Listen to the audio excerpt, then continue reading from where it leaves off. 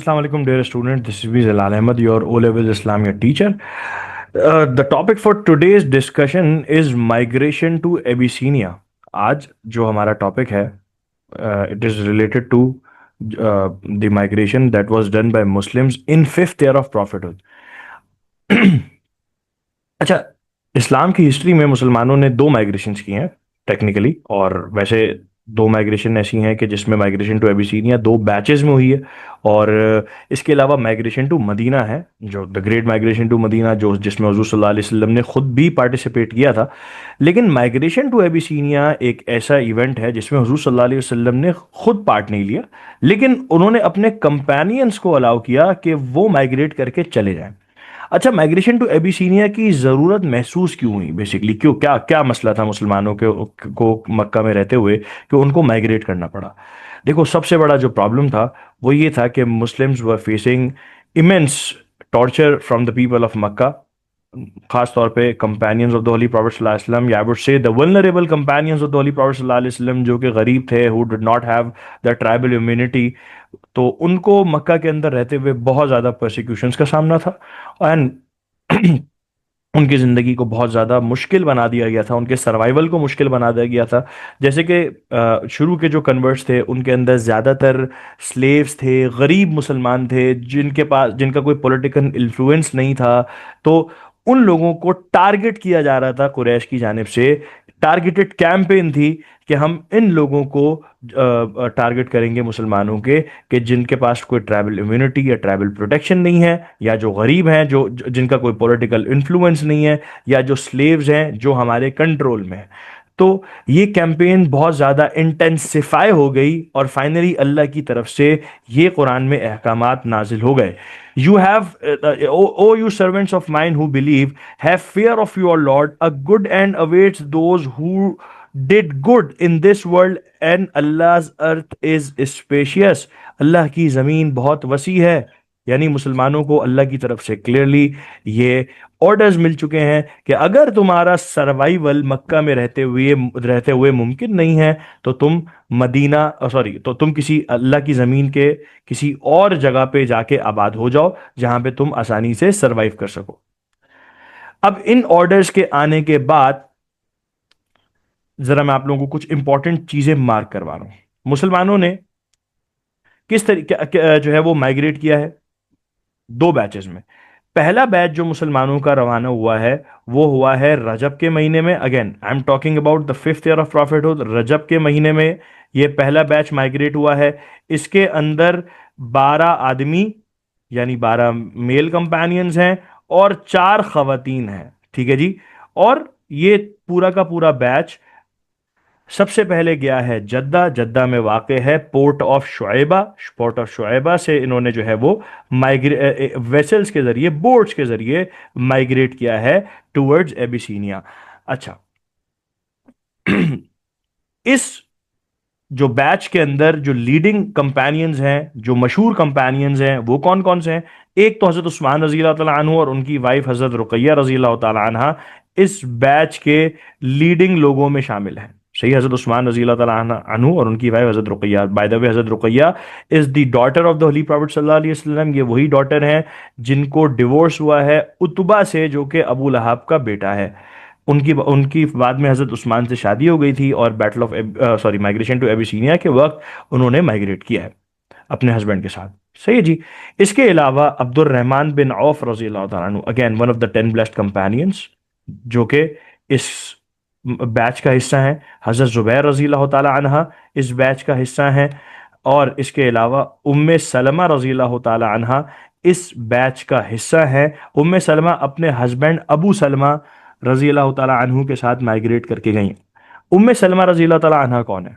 उम्मे सलमा रज़ी अल्लाह तआला अन्हा बाद में she became the wife of the Holi prophet सल्लल्लाहु अलैहि वसल्लम। इनके husband Abu Salma got martyrdom in battle of उहद, और उसके बाद हुजूर सल्लल्लाहु अलैहि वसल्लम से इनका निकाह हुआ। जैसे कि मैंने बताया कि ये लोग जद्दा में वाक़े पोर्ट ऑफ शुएबा गए। पोर्ट ऑफ शुएबा से इन्होंने कश्तियों के जरिए माइग्रेट किया टुवर्ड्स एबिसीनिया। अच्छा, व्हेन दे रीच्ड एबिसीनिया, वहां का जो किंग था, अच्छा जिस तरीके से, ये बात समझो जरा सा, कि जिस तरीके से इजिप्ट के सारे जितने भी एम्परर्स होते थे ان سب کو فرعون کہا جاتا تھا. اسی طریقے سے ایبیسینیا میں بھی جو بھی وہاں کے رولرز ہوتے تھے, دے آل ور کالڈ نجاشی. لیکن اس کا اصل نام کچھ اور تھا, اس کا اصل نام تھا اشہما. صحیح ہے جی, یہ نام یہاں پہ میں اس کو بھی میں ہائی لائٹ کر رہا ہوں, اشہما نام تھا اس کا. تو جو اس وقت رولر تھا ایبیسینیا کا. اچھا, یہ سارے کے سارے رولرز ہی نجاشی کہلاتے تھے. اور مارکنگ اسکیم میں بھی اگر آپ دیکھیں گے تو نجاشی کا لفظ بھی استعمال ہوا ہے, اور اشہما کا لفظ جو ہے وہ آپ کو مارکنگ اسکیم میں نظر نہیں آئے گا, لیکن اس کا اصل نام چونکہ اشہما تھا, میں نے بولا میں یہاں پہ آپ کو یہ بات بتاتا چلوں. اچھا, اس نے مسلمانوں کو بہت وارملی ویلکم کیا and allowed Muslims to leave in Abyssinia. بڑا بڑا انصاف پسند بادشاہ تھا نجاشی, اور اس کی عوام بھی اس سے بہت زیادہ خوش تھے. اور اس نے مسلمانوں کو جب سنا کہ ان کا سروائیول بہت مشکل ہے مکہ کے اندر اور وہ کن حالات سے گزر رہے ہیں, تو اس نے مسلمانوں کو الاؤ کیا کہ وہ پیسفلی ایبیسینیا میں رہ سکتے ہیں, اور ساتھ ساتھ وہ اپنے ریلیجن کو بھی فریلی پریکٹس کر سکتے ہیں. اچھا, یہ بات ذرا امپورٹنٹ ہے کہ اس زمانے کے اندر ایبیسینیا میں کون سا ریلیجن جنرلی پریکٹس کیا جا رہا تھا؟ اس زمانے میں کرسچینٹی کو جنرلی پریکٹس کیا جا رہا تھا ایبیسینیا کے اندر. یعنی اشہما خود ہی ہمسیلف واز اے کرسچن, اور اس کی تمام رعایا بھی موسٹلی کرسچنز ہی شامل تھے. اچھا, قریش کا کیا ریاکشن تھا؟ دے ٹرائی ٹو چیز دس بیچ آف مسلمس, لیکن وہ مسلمانوں کو چیز نہیں کر سکے اور مسلمان وہاں سے بھاگ کر چلے گئے. لیکن کچھ عرصے کے بعد ایک امپورٹنٹ واقعہ پیش آیا جس کی وجہ سے یہ سارے کے سارے لوگ واپس آ گئے مکہ. تو وہ کون سا واقعہ تھا؟ ہوا یہ کہ حضور صلی اللہ علیہ وسلم نے ایک دفعہ مکہ کے لوگوں کو جمع کیا, اور حضور صلی اللہ علیہ وسلم نے سورہ نجم پڑھنی شروع کی ان کے سامنے. اچھا, یہ سارے کے سارے لوگوں میں کون کون لوگ شامل ہیں؟ اس میں مسلمز بھی ہیں, نان مسلمز بھی ہیں. مکہ کے جو بڑے بڑے نامی گرامی لوگ ہیں وہ سب کے سب شامل ہیں. ابو جہل, ابو لہب,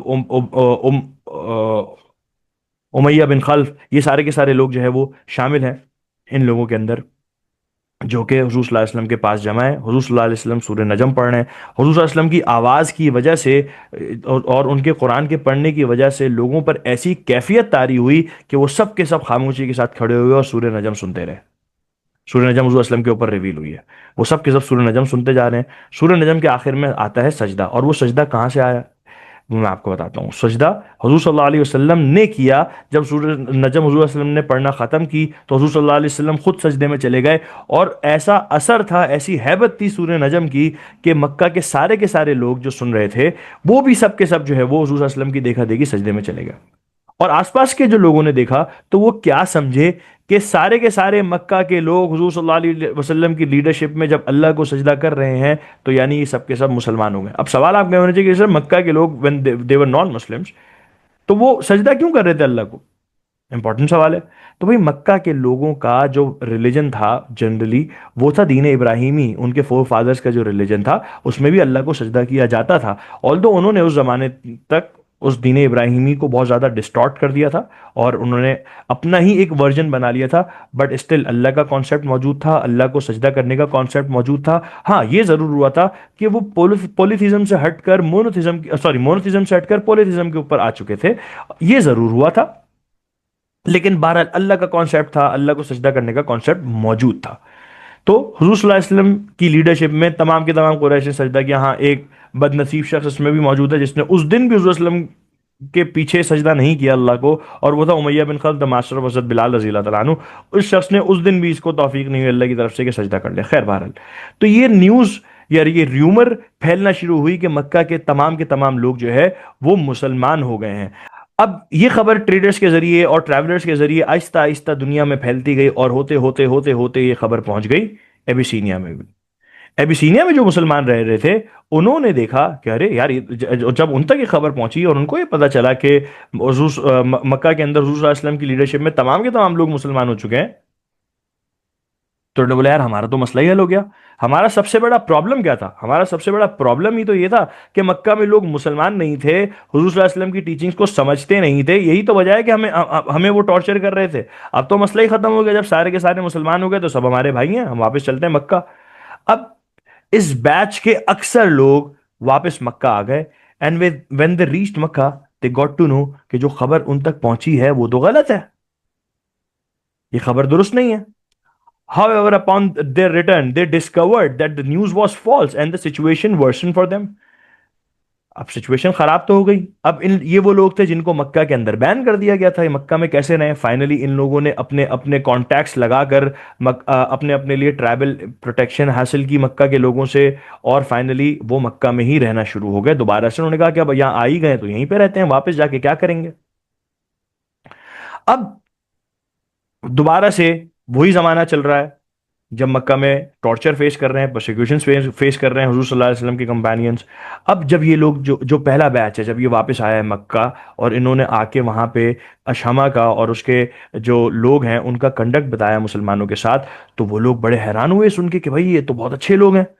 تو انہوں نے حضور صلی اللہ علیہ وسلم سے ریکویسٹ کی کہ حضور صلی اللہ علیہ وسلم ان کو بھی الاؤ کریں ایک دفعہ دوبارہ سے کہ وہ مائگریٹ کر کے ابیسینیا جائیں. یوں حضور صلی اللہ علیہ وسلم نے دوسرے بیچ کو الاؤ کیا, اور اس بیچ کے اندر 101 جو ہے وہ ٹوٹل نمبرز ہیں جانے والوں کے.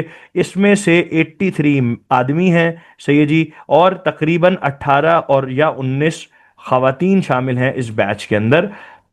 سو یوں یہ نمبر پہنچتا ہے تقریباً 101 پر. اس بیچ کے جو نوٹیبل کمپینینز ہیں, نوٹیبل فگرز ہیں, وہ کون کون سے ہیں؟ حضرت جعفر رضی اللہ تعالیٰ عنہ جو کہ حضرت علی رضی اللہ تعالیٰ عنہ کے بھائی ہیں.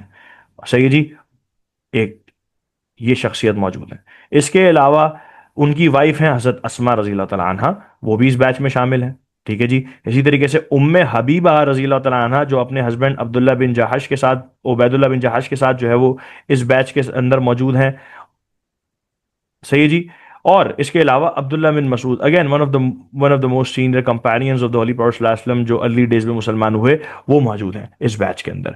یہ کچھ نوٹیبل فگرز ہیں. اچھا, ام حبیبہ کون ہے؟ ابو سفیان کی بیٹی ہیں. ان کے ہسبینڈ عبید اللہ بن جہش جو ہے وہ مسلمان ہو گئے تھے, ان کے ساتھ انہوں نے مائگریٹ کیا, بٹ انفارچونیٹلی وہ اسلام سے ہٹ گئے, اور جب ان کا نکاح سسپینڈ ہو گیا ام حبیبہ کا, تو جب یہ ایبیسینیا میں ہی تھیں تو حضور صلی اللہ علیہ وسلم نے ان کو شادی کا پیغام بھجوایا, نکاح کا پیغام بھجوایا, جنہوں نے ایکسیپٹ کر لیا, اور ان کا نکاح پھر بعد میں حضور صلی اللہ علیہ وسلم سے ہوا.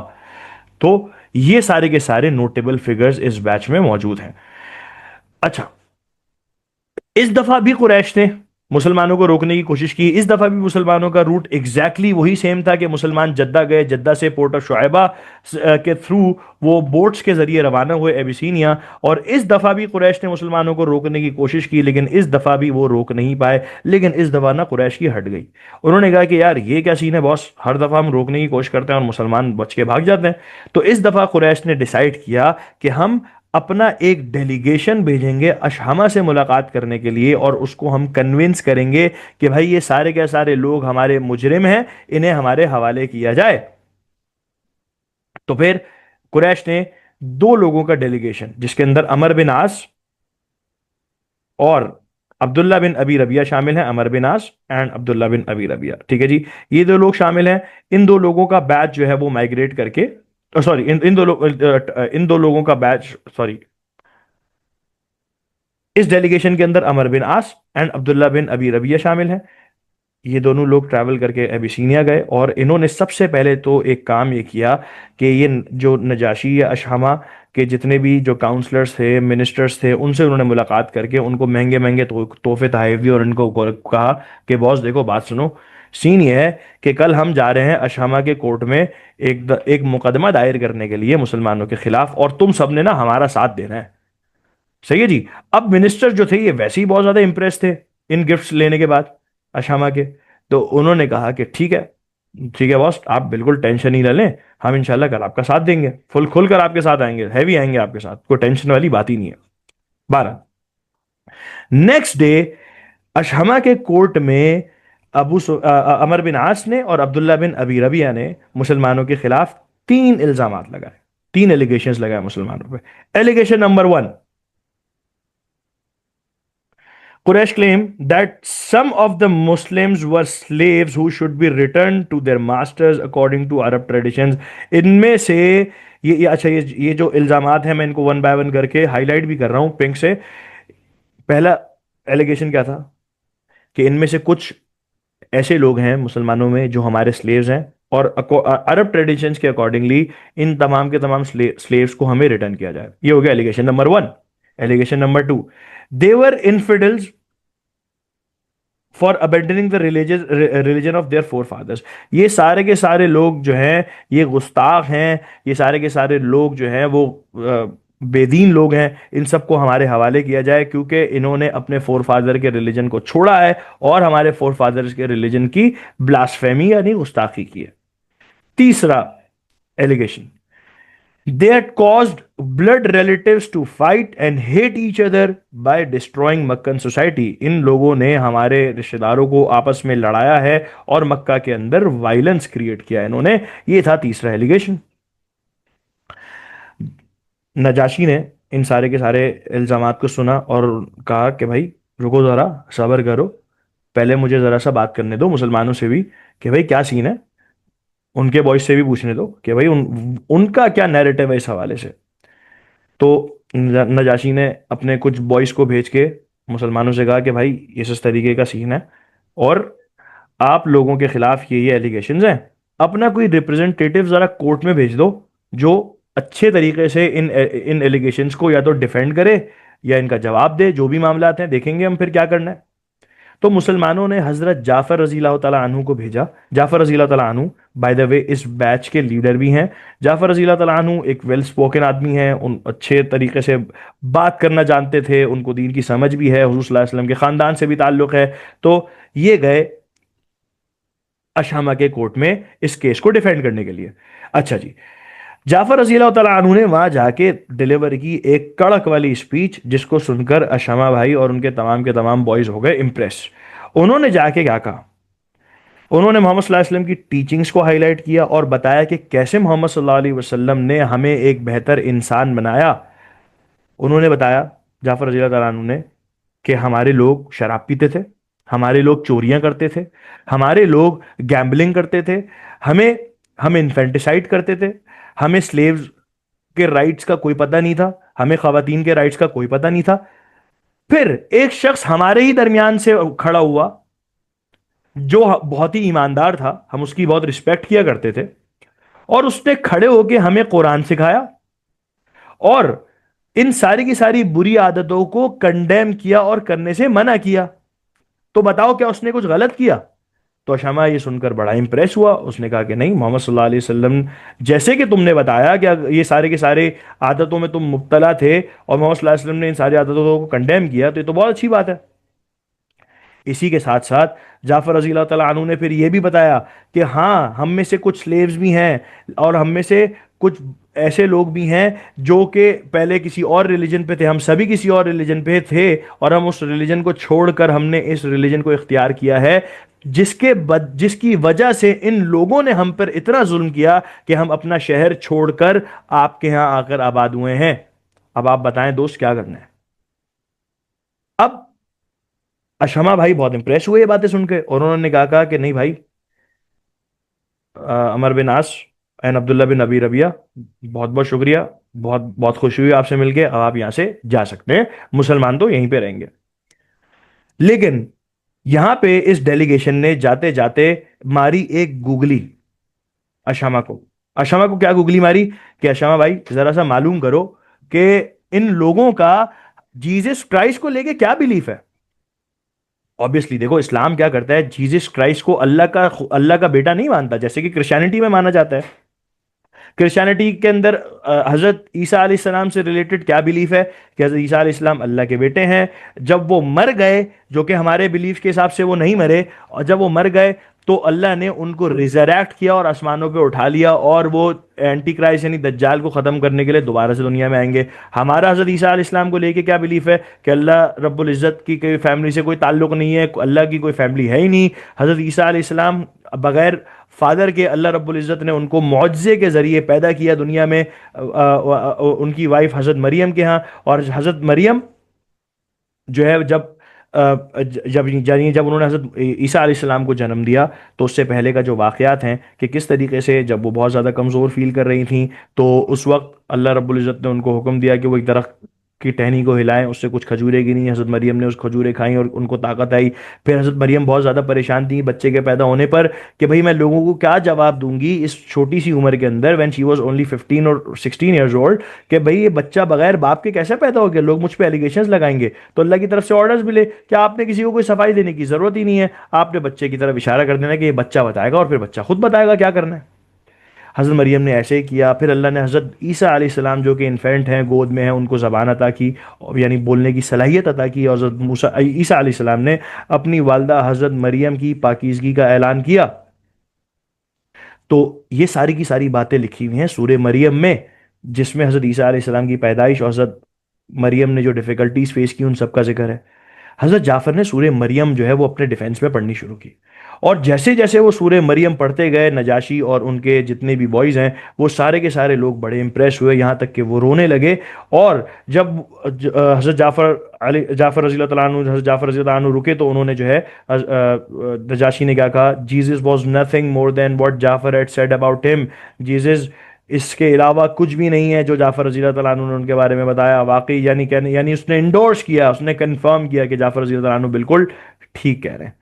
پھر اس نے کیا کہا، Quran and Bible are the rays of the same light. یہ تاریخی بات کہی اس نے. اور اس کے بعد دوبارہ سے قریش کے آنے والے بوائز سے کہا، دوست اب تو چلے جاؤ، اب تو کسی صورت بھی تمہارا یہاں پہ ہم سے کوئی بات چیت نہیں بن سکتی، اس لیے آپ یہاں سے روانہ ہو جائیں. اور یوں قریش کا وہ ڈیلیگیشن واپس وہاں سے آ گیا اور Muslims were allowed to leave in Abyssinia. اچھا، اس کا 4 مارکر کیسے آتا ہے؟ یہ تو 10 مارکر ہے، اس کا 4 مارکر کیسے آتا ہے؟ What was importance of making this migration at that time? اس زمانے کے اندر اس مائگریشن کی کیا حیثیت تھی، کہ مطلب کیا کیا امپورٹینس تھی؟ Muslims were able to escape the persecutions of the Quraysh, which had prevented them from practicing their religion freely. سب سے پہلا پوائنٹ تو یہاں پہ کیا مینشنڈ ہے کہ مسلمان جو ہے وہ وہاں سے اسکیپ کر کے آ گئے، پرسیکیوشن سے جان بچ گئی، سروائیول آسان ہو گیا اور مسلمان اپنا ریلیجن فریلی پریکٹس کرنے لگے. This migration also provided an opportunity to showcase the power of Islamic morals and teachings inspiring the people of Abyssinia and contributing to spread contributing to the spread of Islam internationally. پہلی مرتبہ مسلمانوں کو موقع ملا کہ اسلام کے جو teachings ہیں، جو اسلام کے مورلز ہیں، اس کو شو کیس کر سکیں انٹرنیشنلی. مسلمان کیسے شو کیس کرتے ہیں اپنے ریلیجن کو؟ اپنی پریکٹسز سے، اپنے کنڈکٹ سے شو کیس کرتے ہیں. دیکھو حضور صلی اللہ علیہ وسلم نے جو صحابہ کو تیار کیا، وہ صحابہ کیا تھے؟ ان کو ایک رول ماڈل بنایا سوسائٹی کے لیے، ایگزامپلز بنائی ان کو سوسائٹی کے لیے. بھئی مسلمان کیسا ہوتا ہے؟ علی جیسا ہوتا ہے. مسلمان کیسا ہوتا ہے؟ کوئی جاننا چاہے، کوئی پوچھے مسلمان کیسا ہوتا ہے؟ ابو بکر جیسا ہوتا ہے. بھئی مسلمان کیسا ہوتا ہے؟ حضرت عمر جیسا ہوتا ہے رضی اللہ تعالیٰ عنہ. ٹھیک ہے جی. تو حضور صلی اللہ علیہ وسلم نے کیریکٹرز بنائے اس زمانے کے اندر، اور یہ کیریکٹرز جب ٹریول کر کے گئے ایبیسینیا، اور انہوں نے جب وہاں پہ جا کے حضور صلی اللہ علیہ وسلم کے ٹیچنگز کو پریکٹس کیا پریکٹیکلی، تو لوگ ان سے امپریس ہوئے، جس نے بعد میں کنٹریبیوٹ کیا کہ ایبیسینیا کے لوگ مسلمان بھی ہوئے، جو کہ اگلا پوائنٹ ہے. As a result of this migration, Najashi of Abyssinia, Negus of Abyssinia embraced Islam. اچھا، پوائنٹ نمبر 4، بہت امپورٹنٹ پوائنٹ. مسلمانوں نے بات چیت کے ذریعے پہلی مرتبہ ڈپلومیٹکلی قریش کو شکست دی. کیسے؟